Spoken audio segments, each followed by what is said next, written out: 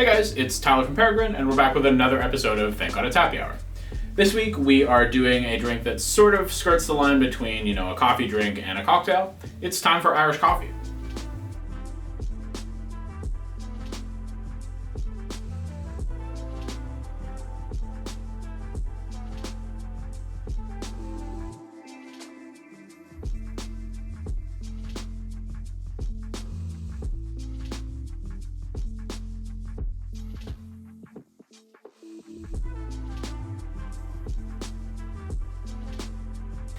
So the story goes that the Irish coffee was invented one blustery night in 1943 by chef Joe Sheridan from Foynes Point, Ireland. So Foynes Point was a relatively large civilian airport, and one night a flight going out to New York was turned back due to weather, and Joe took it upon himself to welcome back those travelers with a nice hot beverage with a little bit of an Irish twist. We're going to be following Joe's original recipe as closely as we can. We are also going to be taking the opportunity to feature our Peregrine Flight Club espresso that we did as a collaboration with our local neighborhood roaster, Heights Coffee.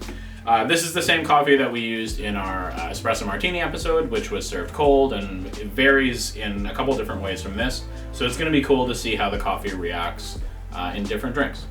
Other than your coffee of choice, which we have brewed with a French press, which is probably ready right now, so I'm going to depress it. You're going to need some sugar, Irish whiskey, and double cream, which is going to go on the top. So let's get into this guy. So before we go about mixing any ingredients, the first step is to just quickly warm our glass up. So we'll just pour some just boiled water in there and let it hang out for maybe 10 seconds, which is great time for us to make conversation. And our 10 seconds is over, thank God. So now we can go about making our cocktail. We're going to start with a single sugar cube. And then from there we can add our Irish whiskey. For this amount of coffee, we'll do 1.5 ounces of whiskey. And just pour that guy in there. And then we'll grab our coffee. We want to fill this guy basically up to the top with our coffee, which will melt the sugar and get everything nice and incorporated. And if you want, just to help the sugar along with dissolving, you can just grab a bar spoon and give it sort of a cursory stir. But the coffee's hot enough, it shouldn't really be an issue in the first place. And then the final step of the Irish coffee is we're actually going to whip. It's a fairly light whipping, but we are going to whip the cream in our shaker, which is going to add a nice effect. So we don't need any ice in here, we're just simply shaking the cream in our shaker, like I said, to whip it.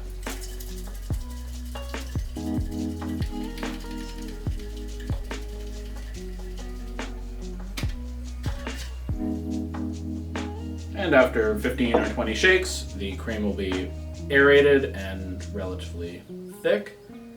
And we can just pour it over the top. And you get a little bit of layering, which is nice, but yeah, it is a nice looking drink.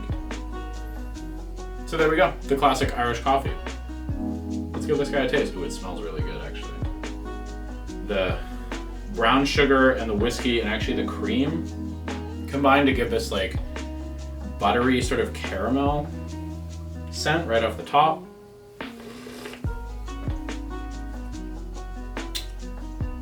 That'll do. To be honest, I'm not a huge fan of hot alcoholic drinks. I find that adding like whiskey to something bitter like coffee can kind of bring out the worst in both ingredients, but the choice, I think, of using a darker sugar, we used turbinado instead of white sugar. Choosing your whiskey carefully. Irish whiskeys are generally pretty mild, so they make a good choice for this sort of thing. Picking a coffee that's a bit higher quality than your grocery store standard will also sort of help the flavors blend together nicely. And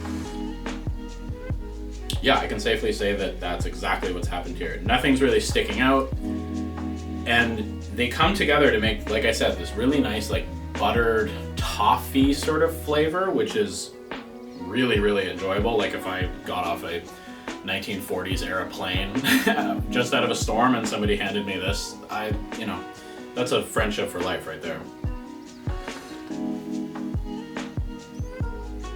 Yeah, damn.